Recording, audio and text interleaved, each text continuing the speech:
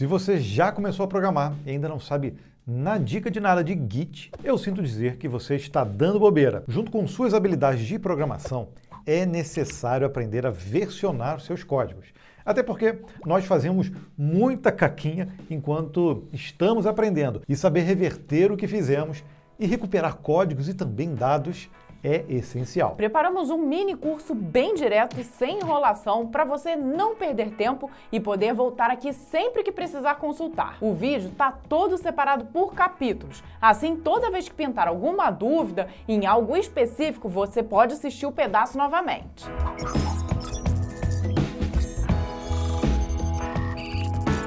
Como bom youtubers, então, nós precisamos te engajar primeiro, pedindo para você se inscrever aqui no Código Fonte TV. Se esse vídeo te ajudar de alguma forma, deixe também um like, compartilhe para poder ajudar outras pessoas que precisam começar a usar o Git. E nada disso seria possível sem a parceria incrível que temos aqui com a Hostinger. Quem acompanha o Código Fonte TV sabe que somos clientes deles e usamos de verdade o VPS da Hostinger em nossos projetos. Aqui no canal está lotado de vídeos usando das soluções de hospedagem da Hostinger. O VPS é o nosso queridinho. Tem armazenamento SSD, certificados SSL gratuitos e você pode instalar e reinstalar o que quiser nele. Nós, por exemplo, curtimos usar muito ele com containers. Ainda tem um recurso muito legal que é criar uma imagem de uma máquina como backup. Então, se algo der errado, você em poucos segundos restaura tudo como estava antes. Isso sim que é praticidade. Para conhecer essa solução da Hostinger e ainda ganhar um desconto nosso, é só ir aqui no primeiro link que está na descrição do vídeo. Se você chegou aqui no vídeo, provavelmente você já deve saber do que o Git se trata. Ele é um sistema de controle de versão que pode ser usado para muitas coisas, mas é geralmente usado por nós programadores. Ele foi desenvolvido pelo mesmo criador do kernel do Linux, o Linus Torvalds, e é de código aberto e depois do lançamento em 2005, caiu nas graças dos programadores. Com ele, você consegue controlar a versão do seu código no seu próprio computador e sincronizar as mudanças para um servidor remotamente, o que possibilita o trabalho de centenas de desenvolvedores em um repositório único sem que um atrapalhe o outro durante o desenvolvimento. Essa foi justamente a ideia na criação do Git. Ele era a solução para controlar os contribuidores do kernel do Linux. Se funciona com eles, com centenas de contribuições, funciona para quase tudo. Hoje o Git tem versões para os principais sistemas operacionais, Linux, macOS e o Windows. Então, não importa o sistema que você use e nem mesmo o IDE. Aliás, a instalação pode ser por linha de código e no Windows através de um instalador disponível no site git-scm.com.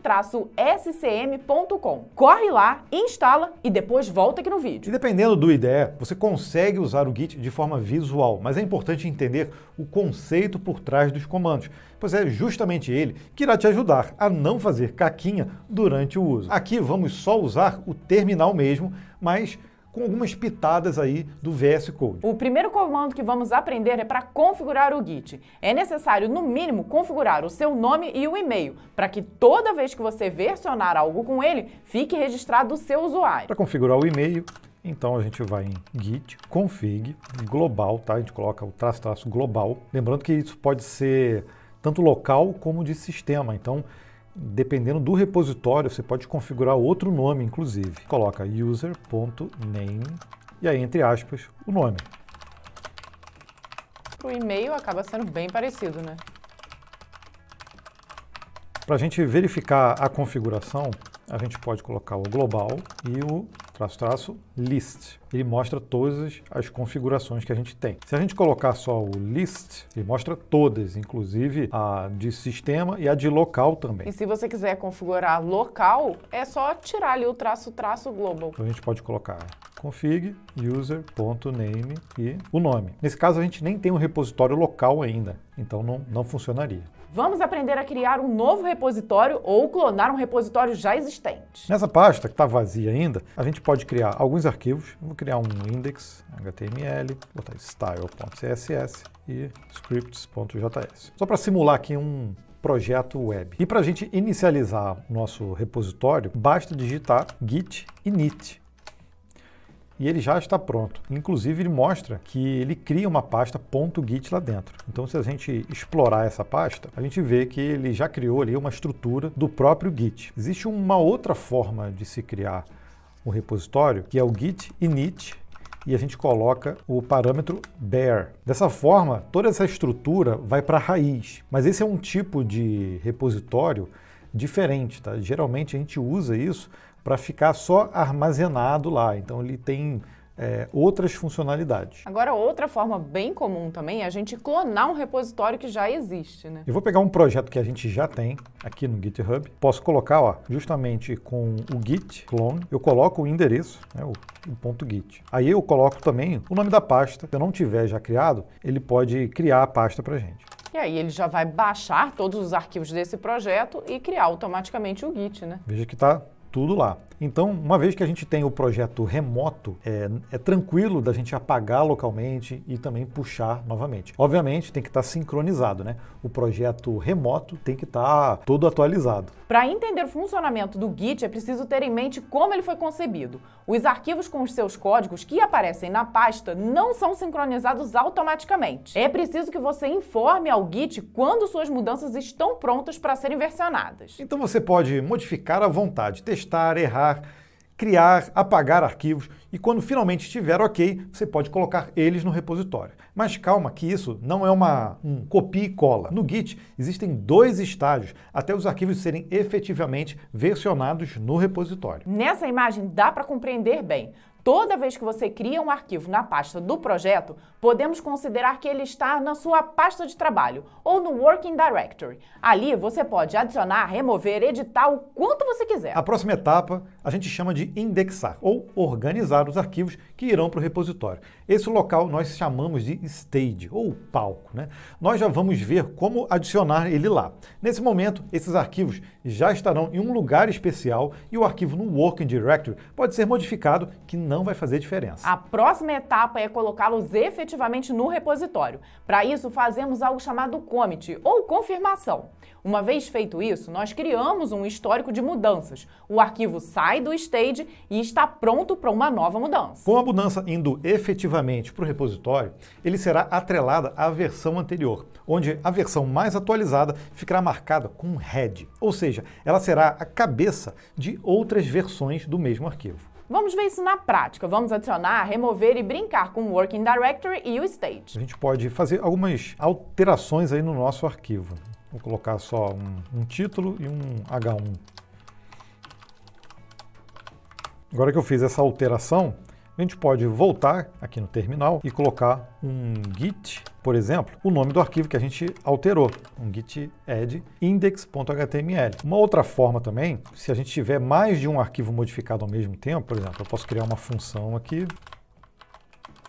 criar uma função bem simples, e aqui no style também, por exemplo. A gente já vai ver daqui a pouco, mas a gente tem a opção chamada Git Status. E é lá que a gente consegue ver aonde estão os nossos arquivos. Então a gente vê que já tem um arquivo no stage e tem 2 que ainda não estão. Então para adicionar, a gente pode colocar o Git add o nome de cada arquivo ou um Git add ponto. E aí ele leva todos que não estão no stage para dentro do stage. Existe também alguns outros parâmetros, como o "-a", que você, na verdade, vai atualizar só quem ainda não entrou ali no stage. E você pode também fazer isso por seleção. Por exemplo, o *.css vai colocar no stage todo mundo que for o .css. O interessante é que a gente já tem aqui, ó, se a gente olhar no status, todos os arquivos. Se eu quiser, por exemplo, fazer alguma modificação aqui, ó, eu vou ter uma versão que já está no stage e uma versão que está modificada, mas só local, né, no diretório de trabalho. E se eu quiser tirar ela do stage, eu posso fazer git reset e aí o nome do arquivo. Aí você vê que tira aquela mudança que eu fiz do stage, mas ele não altera o diretório de trabalho. Ou seja, essa modificação que eu fiz aqui, olha, ela se mantém. Essa modificação está feita. Por exemplo, se eu fizer uma alteração agora, olha, botar um 2 aqui no final. E se eu quiser restaurar o diretório, ao invés do reset, eu posso colocar um restore. Olha lá, ele alterou e manteve ali o arquivo no stage. Então, toda vez que a gente fizer uma mudança e falar assim, ah não, eu estou com esse arquivo no stage, e eu quero voltar essa versão, eu uso o restore. O reset atua tanto no Working Directory e Stage e também no Head. Para não complicar demais, por enquanto, vimos somente ele atuando no Stage, mas é possível, por exemplo, depois que um commit é feito, resetar a versão de um arquivo no Head, voltando ele no Stage. Vamos ver então um pouquinho mais a fundo o Git Status. Ele mostra ainda que a gente está na branch main, a gente vai explicar o que é branch daqui a pouco. Não existe commits ainda. Também vamos explicar. E a gente já tem aqui no Stage esses dois arquivos, e nesse caso aqui, olha, o index.html está só no diretório de trabalho. Então é mais ou menos isso que ele mostra para a gente entender o que a gente precisa fazer para versionar os nossos códigos na próxima vez que a gente estiver modificando os arquivos. Ó, vamos adicionar novamente o index ao stage, e aí eu vou fazer uma outra mudança. Eu vou colocar como se fosse aqui um rodapé, tá? Um footer. E aí, ó, desenvolvido por Código Fonte TV. Se eu quiser ver a diferença agora do stage para o working dir, posso colocar git diff. Agora, é mais interessante ver esse tipo de mudança através do editor, né? Por aqui não fica tão legal. É, porque nesse caso a modificação foi feita só em um arquivo, né? Se eu colocar git diff index.html, ele vai mostrar a mudança específica. Se forem muitas mudanças ao mesmo tempo, o editor vai mostrar um monte de coisa, o terminal, né, vai mostrar um monte de coisa e não fica tão interessante de ver. Mas ele mostra justamente as duas versões que estão ali, né, no stage e no working dir, e mostra o que foi adicionado, né? Se tiver alguma coisa que a gente teria removido, ele mostra também com um menuzinho.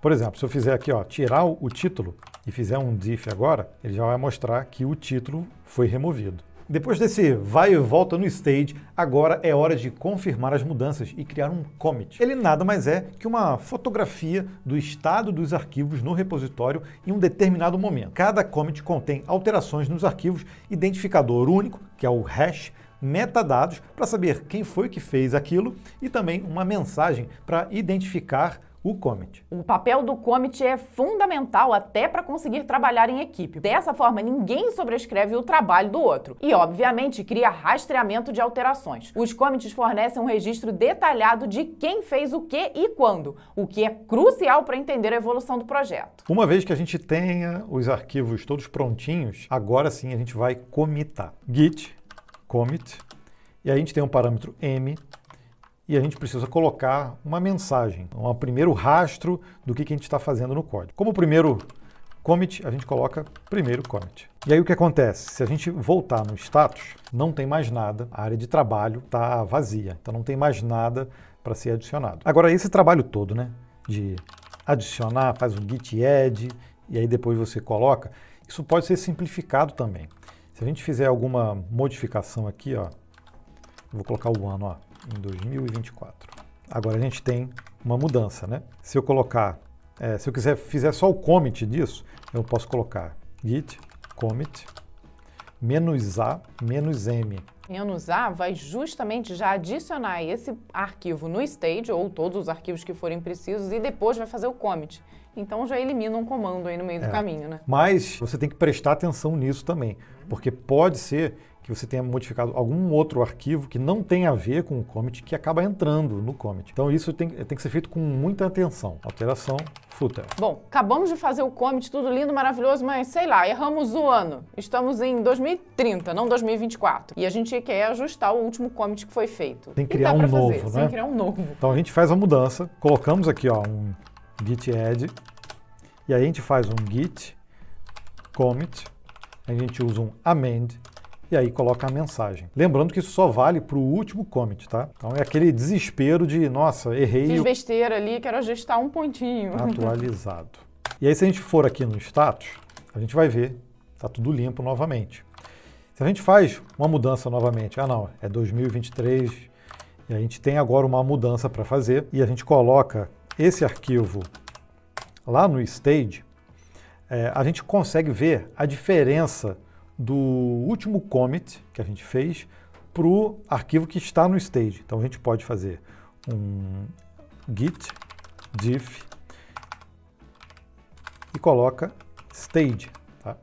Então ele vai mostrar justamente, olha, que no stage atualmente, tá, o 2030, e o último commit foi feito com o 2023 no stage e o último commit foi feito com 2030. Existem, inclusive, boas práticas para criar mensagens de commit, pois é ela que dá pistas aí em um primeiro momento sobre quais mudanças foram feitas no repositório. Então, usar somente coisas como fix e update não é recomendável. Geralmente se usa essas palavras em inglês iniciando a mensagem, né, como add, fix ou change e complementando o que foi feito. Aliás, esse tema gera até um vídeo próprio, né? Se vocês quiserem, é só pedir aqui nos comentários. E para conseguir ver todas as mudanças feitas, é preciso conhecer o log e o histórico. Pelo terminal, existem algumas formas interessantes de visualizar isso, mas nós recomendamos, nesse caso, usar um editor ou o seu IDE favorito. Pois é, visualizar a diferença em arquivos no terminal é um pouco mais complexo, mas vai de gosto, né? De qualquer forma, é importante entender o conceito no terminal primeiro. E para a gente ver essa estrutura do nosso repositório, a gente tem que usar git log. E a gente consegue ver de baixo para cima, né, a ordem dos commits. Ó, o primeiro commit e depois vem o texto do footer atualizado. Além disso, com o hash do commit, tá, um hash grande aqui, e mostra, ó, qual é a branch, né, que a gente está utilizando. Com esse comando a gente consegue ver muita coisa. Se tiver muito commit, por exemplo, a gente tem aqui um repositório que tem um monte de commit, que é a nossa pesquisa salarial. Se eu colocar, por exemplo, git log, você vê que tem muita informação, ó.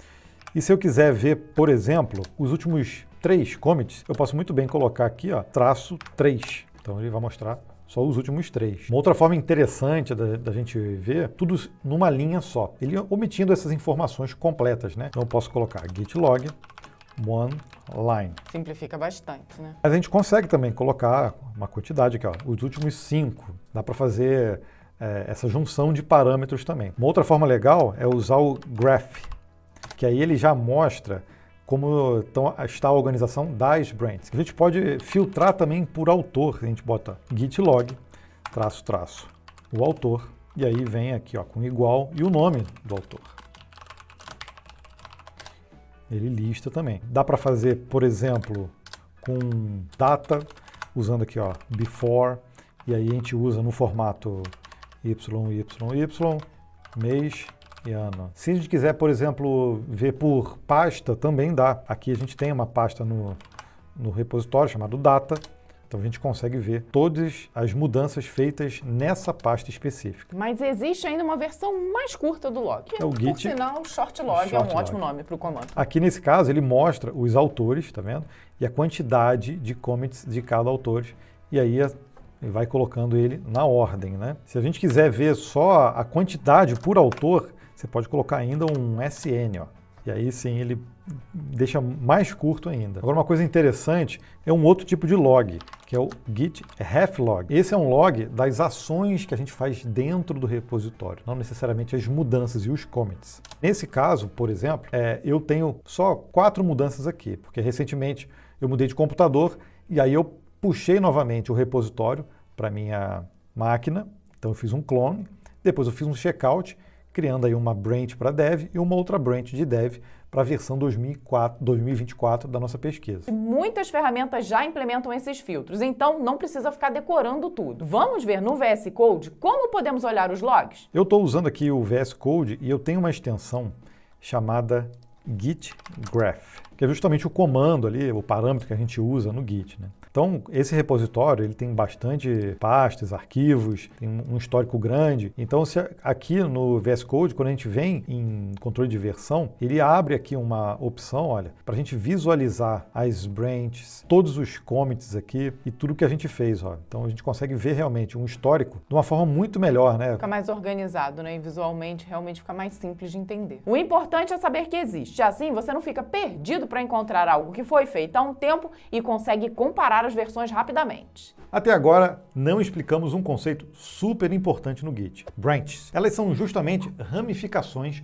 em um nosso repositório. Imagina o branch como um caminho alternativo para o desenvolvimento. Quando você cria um branch no Git, está essencialmente criando um ambiente onde pode fazer alterações sem afetar o branch principal. Isso é como ter uma cópia paralela do seu código, na qual você pode trabalhar independentemente. Nessa imagem, temos os círculos representando os commits. Veja que a linha principal é o branch principal, que geralmente chamamos de main ou master. Entre um commit e outro, na linha do tempo do repositório, podemos criar um novo branch e eles podem ter seus próprios commits que podem ser incorporados depois em outro branch. Existem várias formas de trabalhar com branches e pode ficar realmente complexo. Nessa imagem, nós temos vários branches: main, release, develop e feature.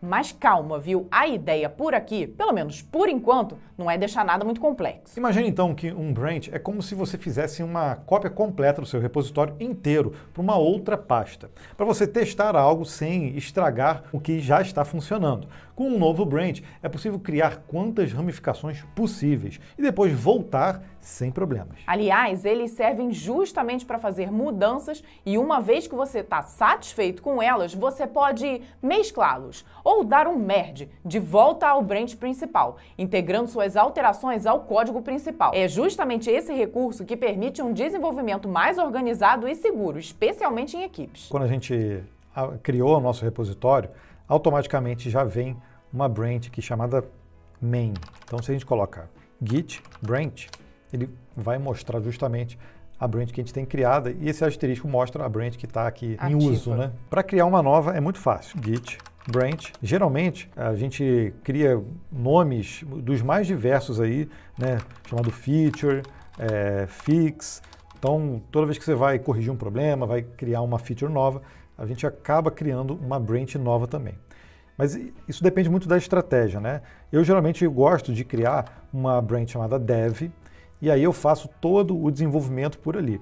Então, git branch dev, ele já cria uma branch nova. A gente pode até excluir ela aqui, que é o "-d dev. Tá? E uma outra forma de se criar é fazer o checkout e criar aqui com o "-b" de branch, o nome da branch que a gente quer. E o interessante é que nesse caso ele cria e já vai automaticamente para essa branch. Então o checkout serve para isso, para a gente navegar entre as branches. Se a gente fizer agora o git branch, a gente vê que agora são duas branches e a gente tem ali o asterisco no dev, que é a branch que a gente vai utilizar. Se por acaso você escreveu errado o nome da sua branch, você pode muito bem colocar aqui git branch "-m", que seria o equivalente ao move, né? E aí você coloca um nome novo, por exemplo. Então, em vez de dev, pode ser develop ou até feature mesmo, né? Se a gente quiser ver, por exemplo, o log de uma branch específica, a gente consegue. Se eu quiser ver o log da main, ela vai vir aqui. Se eu quiser ver o log da develop, vai ser igualzinho, né? Porque eu acabei de criar ela a partir da main. Então, vamos fazer uma mudança para a gente ver isso acontecendo. Vamos adicionar, por exemplo, aqui, olha, o link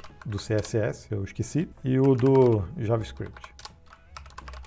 Veja que aqui mesmo no VS Code ele já mostra qual é a branch que a gente está usando no momento. E volta aqui, vamos fazer um git commit -a, -m para agilizar. E aí adiciona assets. E é legal que dá pra gente ver a diferença agora entre uma branch e outra, né? Se eu colocar git diff, e aí eu coloco, por exemplo, develop e a main, ele mostra justamente qual é a diferença dessas duas branches. A base dos branches é essa aí.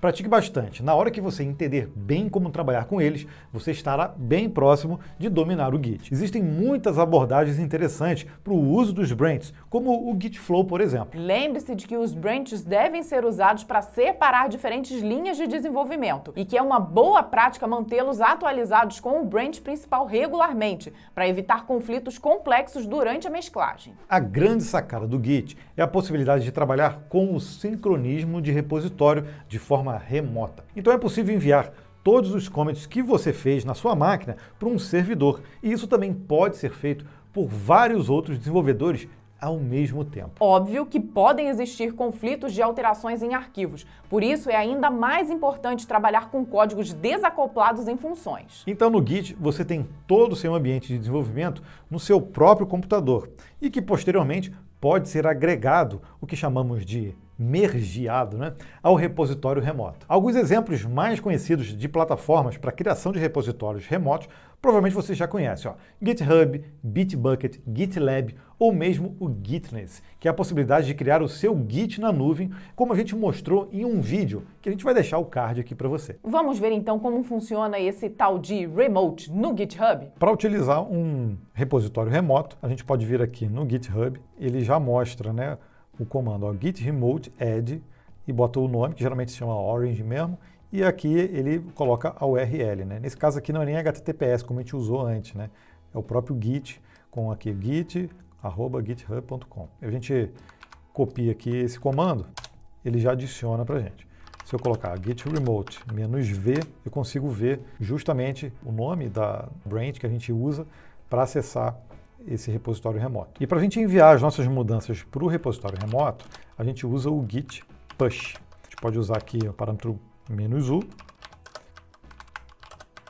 Então ele vai do origin para o main. Se a gente der um refresh agora, ó, o código já está aqui. E a gente consegue ver também os commits ó, que foram feitos, com as descrições.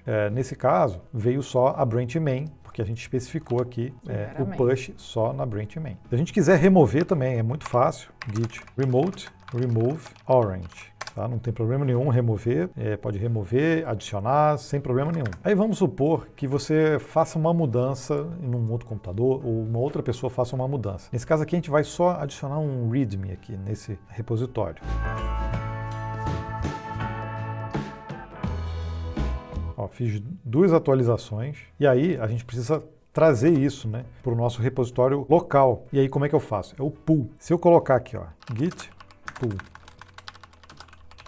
orange main, ele sincroniza todas as mudanças, ele diz aqui quais são as modificações e o meu repositório local já está atualizado. Se eu olhar aqui, já tem o readme aqui também. Então eu excluí aqui a pasta onde a gente estava utilizando e a gente pode fazer um clone justamente do nosso repositório. Uma vez que a gente já tenha tudo atualizado remoto, pode remover local, recriar, não tem problema nenhum. Tá tudo lá, ó, git log, tudo lá. Mas um outro comando legal é o git remote show. Então, a gente coloca o nome do origin e a gente consegue ver qual é o URL que a gente utiliza, né? Qual é as branches que eles estão traqueando. Então, tem mais informações sobre o remote. Se por acaso a gente precisar trocar só o URL do remote, vamos supor que modificou, também dá. Então, basta você colocar o set URL, coloca aqui o origin e a nova URL aqui, né, do seu repositório. Em projetos colaborativos é uma boa prática fazer o git pull antes de começar a trabalhar e novamente antes de fazer o git push, para garantir que você está sincronizado com as últimas mudanças do repositório. Lembre-se de que ao trabalhar com repositórios remotos no GitHub ou em qualquer outro serviço de hospedagem Git, é crucial entender a dinâmica de pull, push, fetch e o clone, para manter seu trabalho local e remoto sincronizados e evitar os conflitos. Agora, para atualizar o seu trabalho em outros branches com o branch principal, é preciso conhecer bem o funcionamento dos comandos merge e rebase. Existem outros relacionados também como o fetch, que são fundamentais para gerenciar e atualizar o trabalho em repositórios Git. De nada adiantaria esse trabalho todo se não houvesse uma forma de unir tudo. E é aí que está o desafio e onde podem realmente acontecer conflitos. Agora a gente vai começar a trabalhar com outras branches. Se eu estou aqui com a branch main, eu quero ir para uma branch nova, a gente já viu, né? Para criar uma branch chamada develop. Essa branch a gente já tem, né? Vamos ver. Ainda não. Vamos criar novamente. A gente clonou novamente o repositório, né? Vou chamar ela de dev, tá? E aí, vamos supor que a gente esteja desenvolvendo ali algumas mudanças no nosso código. A gente pode colocar um outro parágrafo aqui, por exemplo. Pode voltar ali com o CSS e o JavaScript que saíram. Posso fazer aqui uma outra função, por exemplo, olha. E aí a gente pode criar, por exemplo, novos commits, né? Então eu vou colocar aqui, tipo, atualizações na interface. E aí eu posso fazer, por exemplo, mais um update aqui no H2 que eu esqueci. Posso colocar aqui, ó, melhorias no CSS. Ou posso ser mais específica, né? Melhorias no H2. Então a gente tem todas essas mudanças, a gente pode ver que está tudo comitado. Se a gente olhar o log do dev, a gente vai ver que tem esses dois commits novos. Se a gente colocar no main, esses commits não estão lá, né? E aí como é que a gente faz? A gente, para unir essas mudanças que a gente fez no dev para main, a gente cria um novo commit que é especial. É um commit de merge. Para fazer isso, a gente vem aqui e faz um checkout na nossa main. Então a gente pode vir aqui agora colocar só um merge dev. Você vê que não teve conflito, ou seja, não teve nenhuma linha ali em algum arquivo que teve uma mudança que ele achasse que, olha, essa mudança aqui eu não posso sobrescrever outra. Então ele simplesmente adicionou todas essas mudanças no próprio main. Então agora você vê que o main já está atualizado. Se fosse o caso de ter algum conflito, a gente teria que tratar isso no editor e depois a gente continuar. Se você tiver num conflito e você, não, quero cancelar tudo, você pode colocar um abort, aí ele sai fora. Ou você vai no editor, faz as mudanças. Se o seu editor tiver uma integração já, no caso o VS Code tem, você pode completar esse merge dentro do editor e também aqui no terminal, fazendo a alteração e depois colocando o continue. Ou seja, é preciso realmente resolver manualmente todos os conflitos que foram encontrados durante o merge. Se a gente olhar o gráfico do nosso projeto, a gente vê que estão todos aqui na mesma linha, no mesmo histórico, né?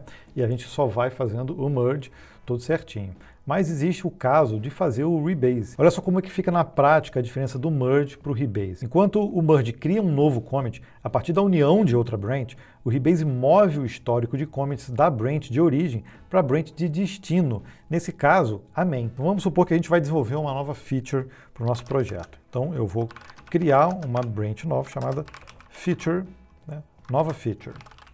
E aí nesse caso, essa nova feature nada mais é que um botão aqui no meu código.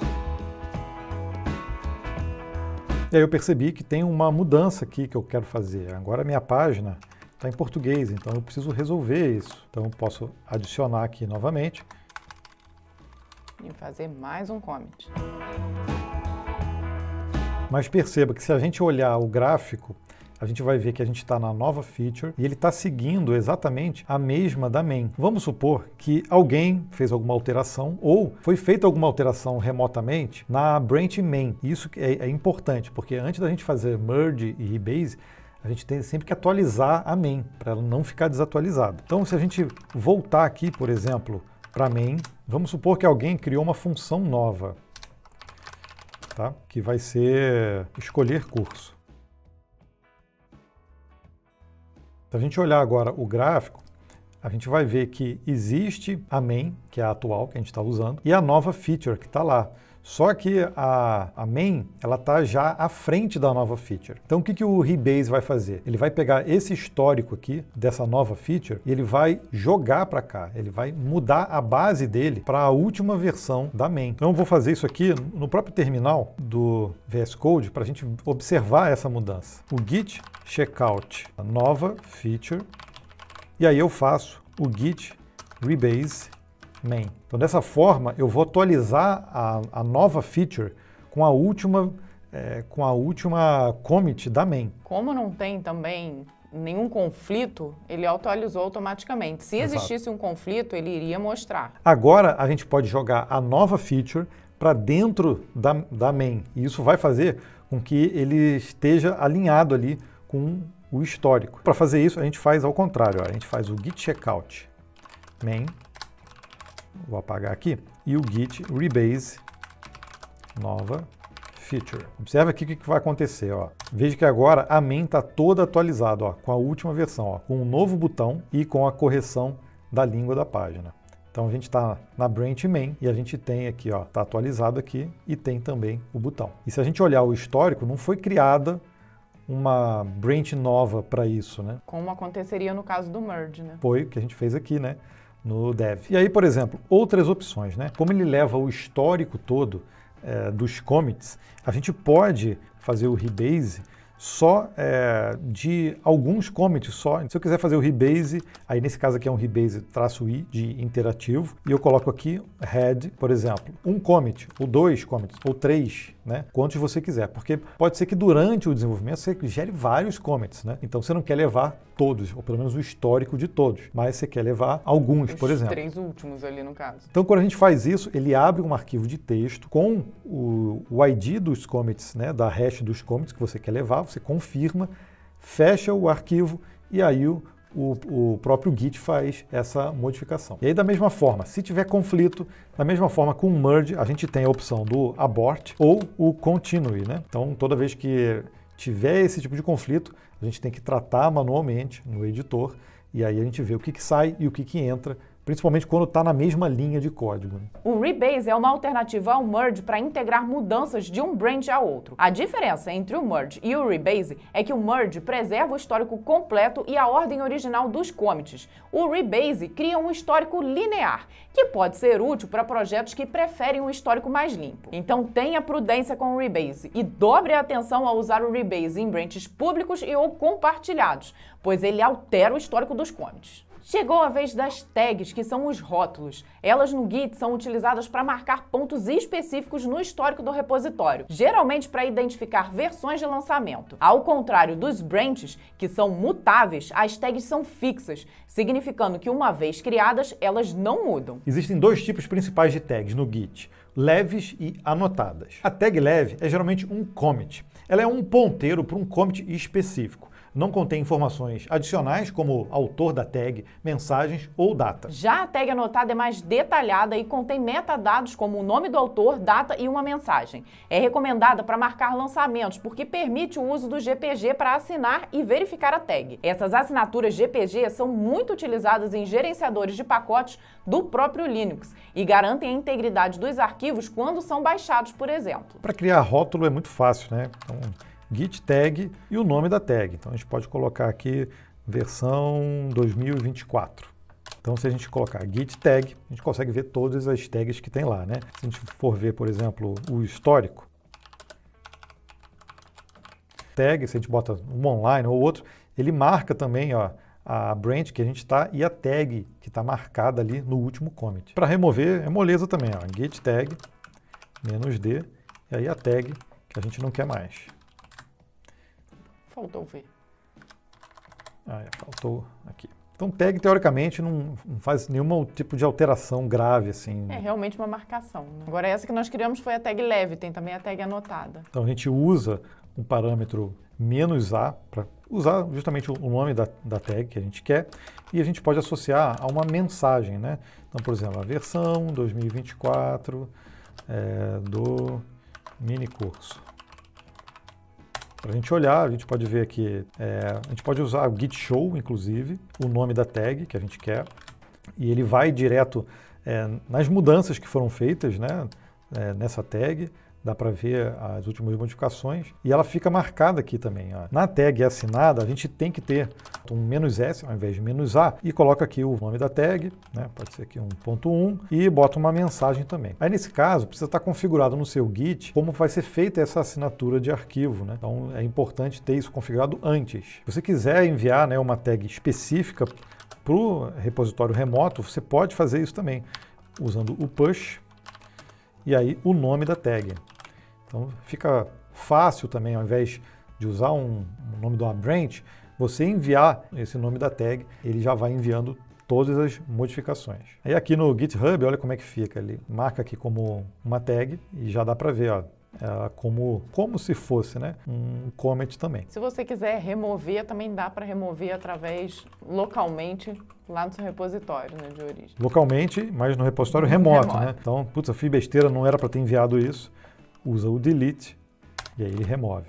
Vamos ver se removeu mesmo. Removeu. Aqui já tem 0 tags. Relembrando então alguns dos motivos para usar as tags para versões de lançamento. Por exemplo, marcar um commit com a tag V1.0 ou V2.1 pode indicar versões de lançamento do seu software. Isso é útil para rastrear mudanças específicas em versões diferentes e também para download ou referência por outras pessoas ou projetos. Para pontos de controle também. Se você quer destacar certos estados do código, como por exemplo, uma grande mudança ou uma grande funcionalidade que foi adicionada, né? Ou um bug importante que foi corrigido. As tags fornecem um meio fácil de fazer isso. Assim ninguém precisa necessariamente saber qual commit fez o que, só pela mensagem dele. E, finalmente, pela integridade e verificação. As tags anotadas e assinadas oferecem um nível extra de segurança, permitindo que outros verifiquem se a tag foi realmente criada por um membro confiável da equipe. Nessa última sessão, a gente vai aprender como reverter ações dentro do Git e recuperar rapidamente nosso código sem dor de cabeça. O Git, sem dúvida, é uma das melhores ferramentas para voltar estados, ou seja, para desfazer caquinhas. Vamos ver como desfazer mudanças locais não comitadas. Então vamos supor que a gente modificou aqui o texto do botão. Mas não é esse texto que a gente quer, né? Então a gente pode, por exemplo, usar o git checkout -- o nome do arquivo, tá? Ou só o --. Ele restaura tudo, né? Então você coloca aqui e ele mudou novamente ali o nome que a gente tinha antes. Agora, se a gente tem um arquivo lá no stage, né? Vamos supor que a gente refaça aqui a mudança. Volta para o ano de 2024. 2024. Eu vou colocar se inscreva aqui novamente.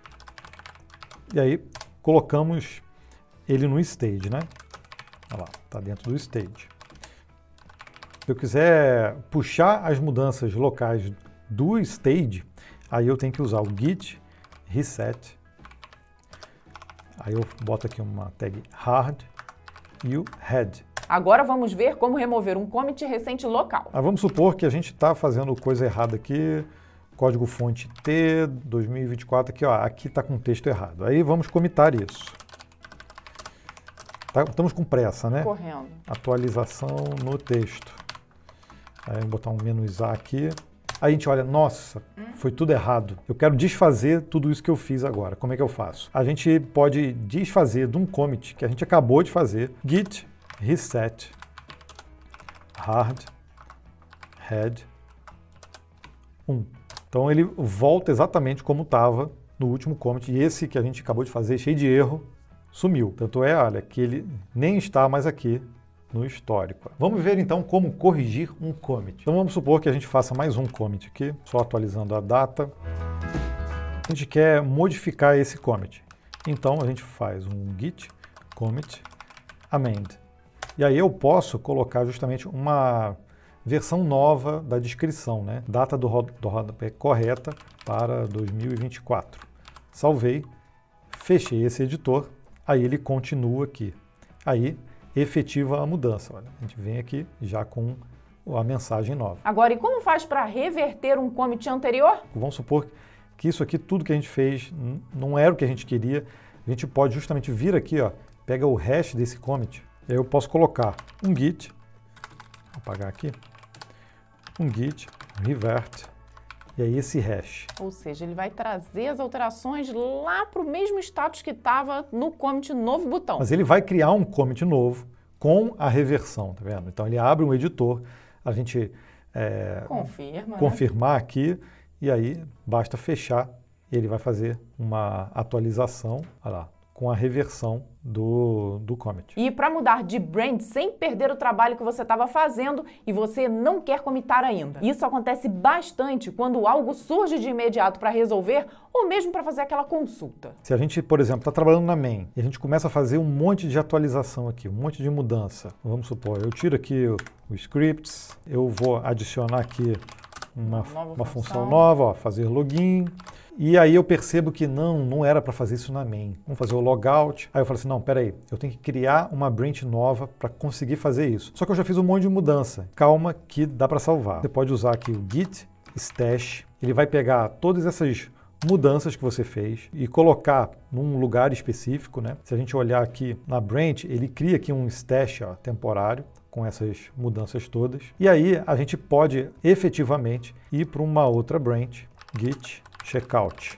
Aí tá aqui, ó, novas features. Pode botar feature 123. Pronto. Aí agora, para a gente aplicar efetivamente tudo que a gente fez, olha, lembra que eu tirei aqui. Exatamente. É interessante que ele cria essa nova feature baseada no que estava antes de você fazer as mudanças. Exato. Então, a partir do momento que você usou o comando, ele realmente retira aquilo dali e deixa guardado, né? Então eu posso usar o git stash apply para efetivar todas essas mudanças que eu fiz. E aí o apply ele vai manter essas mudanças dentro do próprio stash. Se eu usar o pop, ele efetiva as mudanças, ó, tirou aqui, criou aqui aquelas duas funções novas, ele já modificou e agora eu estou trabalhando na branch certa, né? Então se a gente olha aqui o status, a gente vê que ainda não está no stage, mas todas as mudanças que eu fiz já estão efetivamente feitas na branch certa. Então a diferença entre o apply e o pop é que o apply ele mantém isso no stage, ali guardadinho se você precisar novamente. O pop não, ele utilizou e já exclui aquilo tudo. Uma outra ação bem comum é forçar um push no repositório remoto. Então viu que a gente reverteu o último commit que a gente tinha feito local, mas a gente enviou isso remotamente. Como é que a gente desfaz esse commit também remoto? A gente precisa fazer um git push origin main, e aí nesse caso a gente vai ter que usar o parâmetro force justamente para a gente reverter esse último commit. A gente atualizar agora, ele foi desfeito. Tem muita coisa legal ainda para explorar no Git, mas esse conteúdo já é super importante, pois ele cobre o básico e um pouco mais. Se você sentiu que aprendeu algo nesse vídeo, então nós ficamos muito felizes de te conhecer melhor através dos comentários. Diz aqui para mim qual foi a coisa que você mais curtiu nesse conteúdo. Não esqueça também daquele like. Se você curtiu esse formato mais longo do Código Fonte TV e quer outros mini cursos, é super importante o seu feedback sobre o que a gente pode melhorar e qual é o tema que você gostaria de ver aqui. Se tiver uma dúvida mais avançada no Git, a documentação deles é super completa e você também pode usar o próprio help do CLI para te ajudar. Aproveite que você chegou até o fim e corre no nosso link especial da Hostinger. Usando o cupom Código Fonte, você garante um desconto em vários serviços top de hospedagem. Um grande abraço então no coração e a gente se vê no próximo vídeo. Tchau, tchau. Tchau!